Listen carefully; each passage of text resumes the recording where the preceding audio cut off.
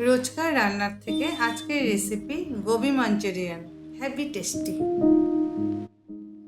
আজ বানাবো ফুলকপি মাঞ্চুরিয়ান। এই যে ফুলকপি, আমরা তো বেঙ্গলিতে ফুলকপি বলি, তো এটার মাঞ্চুরিয়ান করব। তো আজ বানাবো ফুলকপি মাঞ্চুরিয়ান।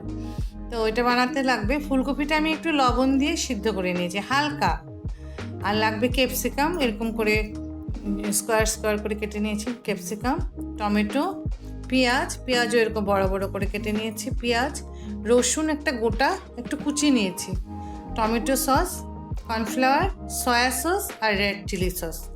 এই দিয়ে আমি আজ বানাবো গোবি মাঞ্চুরিয়ান। এখন আমি এই যে কর্নফ্লাওয়ারটা একটু হলুদ লবণ দিয়ে গুলে নিয়েছি, আর তাতে দিব এই যে 1 কোয়ার মতন রসুন। এই পিটুলি গুলাটা, কর্নফ্লাওয়ারটা গুলাটার মধ্যে হলুদ লবণ আর 1 কোয়া রসুন পেস্ট করে নিয়েছি। এখন তেলটা গরম হয়ে গেছে। এখন আমি হাই ফ্লেমে ফুলকপিগুলিকে ভালো করে ভাজবো, কারণ এটা তো অল্প সিদ্ধ করাই আছে, এর জন্য আমি হাই ফ্লেমে ফুলকপিগুলি ভেজে নেব। এইভাবে কর্নফ্লাওয়ারে চুবিয়ে চুবিয়ে এখন ভেজে নেব।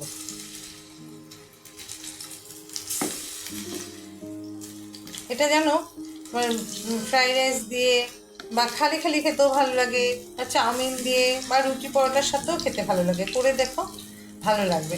একদম সাধারণ জিনিসই তো, এই টমেটো ক্যাপসিকাম পেঁয়াজ সব বাড়িতেই থাকে, সস তো।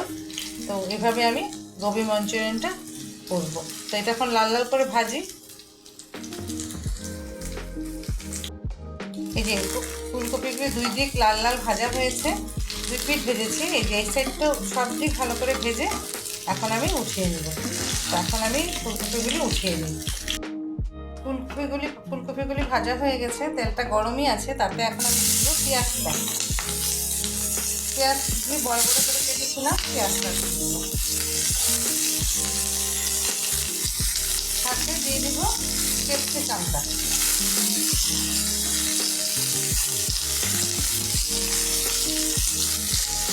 দিয়ে এটাতে পরিমাণ হাত মতন নুন দিয়ে দেবো। এটাতে হলুদ না দিলেও হয়, কারণ চিলি সস টমেটো সস করে তো এমনিতেই রেড হয়ে যায়, এর জন্য আর না দিলেও হয়।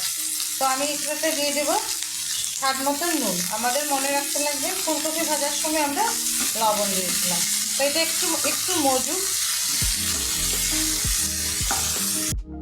পেঁয়াজটা একটু মজা মজা হয়েছে। এখন আমি গোটা একটা রসুন কুচি করে নিয়েছিলাম, এই রসুন কুচিটা দিয়ে দিলাম। আর দিয়ে দিব টমেটোটা যে ছোটো ছোটো করে কেটে রেখেছি, দিয়ে দিব টমেটোটা।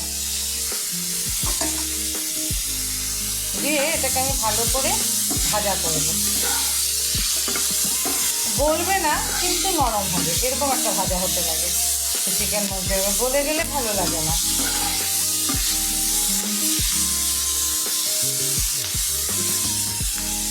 এখন আমি তাতে দিয়ে দেবো যে ফুলকপি ভাজা করে রেখেছি, কি সুন্দর গন্ধ বেরিয়েছে জানো ফুলকপি ভাজা করে রেখেছি, ফুলকপি ভাজাগুলি দিয়ে দেবো।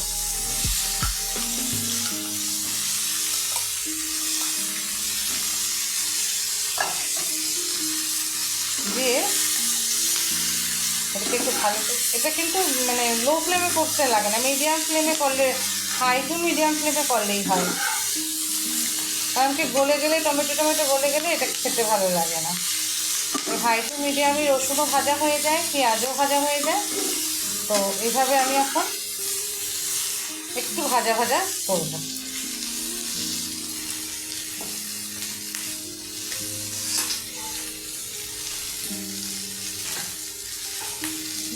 একটু সামান্য একটু জল দিয়ে দিলাম, একদম সামান্য জল দিয়ে জলটাকে শুকিয়ে নিই। ফুলকপির জলটা শুকিয়ে গেছে। এখন আমি তাতে দিয়ে দিব এই যে রেড চিলি সসটা। এখানে আমি 3 চামচের মতো রেড চিলি সস নিয়েছি।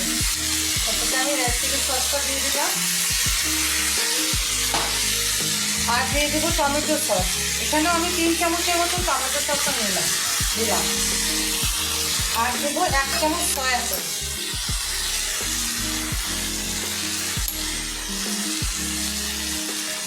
এই যে 1 চামচ ভর্তি দিয়ে দিলাম সয়া সস। দিয়ে এটাকে আমি ভালো করে নেড়ে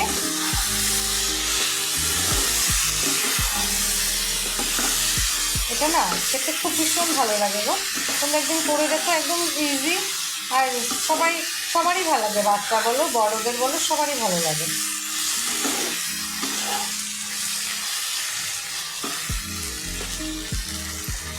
এখন আমি দিয়ে দিব তাতে, আমি এক চামচের মতন কর্নফ্লাওয়ার গুলে, যে 1 চামচের মতন কর্নফ্লাওয়ার ঠান্ডা জলে গুলে নিয়েছি, এটা দিয়ে দিব। ব্যাস, আর কিছু দিতে লাগবে না, হয়ে গেল। এটা এখন একটু ভালো করে একটু নেড়ে চেড়ে, আর কর্নফ্লাওয়ারের ঠান্ডা জলটা দিলাম তো, এটার ভাবটা যা, এটা আমি নামিয়ে দেবো। এই আমাদের হয়ে গেল গোবি মাঞ্চুরিয়ান। এখন কত সহজ, কিন্তু খেতে কি ভালো লাগে। এই আমাদের হয়ে গেল। আমি এখন এটাকে ঢাকা দিয়ে 1 মিনিট স্ট্যান্ডিং টাইম দিয়ে নামিয়ে নেব। এই আমাদের গোবি মাঞ্চুরিয়ান কমপ্লিট।